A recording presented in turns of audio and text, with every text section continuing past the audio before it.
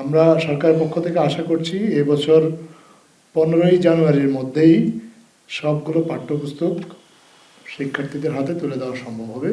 1 জানুয়ারিতে 2026 শিক্ষাবর্ষের চাহিদাকৃত প্রাথমিক এবং প্রাথমিক স্তরের মোট 30,02,05,104টি পাঠ্যপুস্তকের মধ্যে 24,59,92,110টি বই শিক্ষার্থীদের হাতে পৌঁছে গেছে।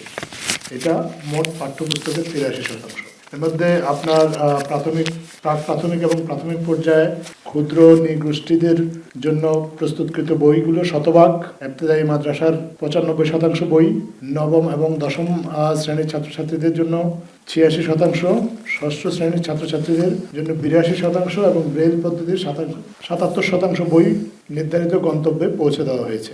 এছাড়াও সপ্তম শ্রেণীর 63% এবং অষ্টম শ্রেণীর 52% বই শিক্ষার্থীদের হাতে তুলে দেওয়া হচ্ছে বছরের প্রথম দিনে। ডিসেম্বরের 28 তারিখেই সবগুলো পাঠ্যপুস্তকের PDF কপি ইতিমধ্যেই আপনার ওয়েবসাইটে আপলোড করা হয়েছে।